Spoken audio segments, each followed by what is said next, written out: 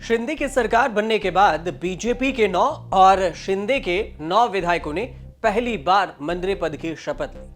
18 में से 18 विधायक पुरुष थे। एक भी महिला विधायक को कैबिनेट में जगह नहीं देने की वजह से सरकार की खूब आलोचना भी हुई थी और यह भी कहा गया था कि दूसरी कैबिनेट में एक महिला मंत्री को मंत्री पद दिया जाएगा। फिर शिंदे सरकार के साथ जुड़ गए एनसीपी के अजित पवार और ऐसे में एनसीपी के विधायक अदिति सुनील तटकरे शिंदे फडणवीस सरकार में पहली महिला मंत्री बन गई। और अब एनसीपी अजित पवार ने श्रीवर्धन विधानसभा सीट से अदिति सुनील तटकरे को मैदान में उतारा है। अदिति तटकरे दिग्गज एनसीपी नेता सुनील तटकरे की बेटी हैं। वह एक कार्यकाल में दूसरी बार मंत्री बनी है और इस वजह से सुर्खियों में भी रही। महाविकास अघाड़ी सरकार के दौरान पहली बार विधायक बनी अदिति सुनील तटकरे को राज्य मंत्री के रूप में उद्योग, पर्यटन, खेल, खनन, बागवानी और सूचना एवं जनसंपर्क जैसे महत्वपूर्ण विभागों की जिम्मेदारी सौंपी गई थी। एकनाथ शिंदे से बगावत के बाद अदिति तटकरे को मंत्री पद गंवाना पड़ा था। हालांकि अजित पवार की बगावत के बाद उन्होंने एक और मंत्री पद में शपथ ले ली और उन्हें दिला दिया गया। अदिति तटकरे जब सरकार में थी तब जब भी प्रधानमंत्री नरेंद्र मोदी महाराष्ट्र जाया करते थे तो एयरपोर्ट पर स्वागत करने के लिए अदिति तटकरे जरूर पहुंच जाती थी। अदिति एमवीए सरकार में राज्य मंत्री थी और पर्यटन, सूचना और जनसंपर्क, कानून और न्यायपालिका विभागों को संभालने वाली एक कनिष्ठ मंत्री के रूप में काम करती रही थी। अदिति साल 2017 से 2019 तक रायगढ़ जिला परिषद के अध्यक्ष भी थी। उसके बाद धीरे धीरे एनसीपी में दो फाड़ हुए और अदिति भी एमवीए वाले एनसीपी से छोड़कर अब एकनाथ शिंदे वाले एनसीपी मतलब कि अजित पवार के साथ चली गई।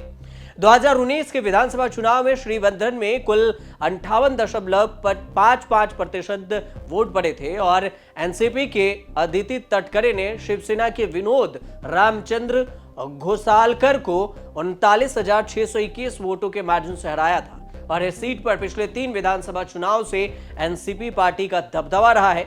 श्रीवर्धन विधानसभा बनने के बाद किसी अन्य दल के इस सीट पर दाल नहीं गल पाई। तीनों चुनाव में राष्ट्रवादी कांग्रेस पार्टी के अलग अलग प्रत्याशियों ने ही बाजी मारी।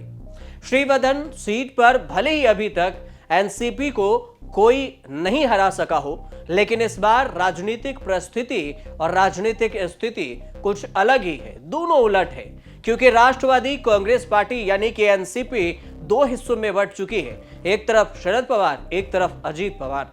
मुस्लिम वोटर कांग्रेस और राष्ट्रवादी कांग्रेस के माने जाते हैं। ऐसे में हिंदू वोटरों की भूमिका महत्वपूर्ण हो गई है।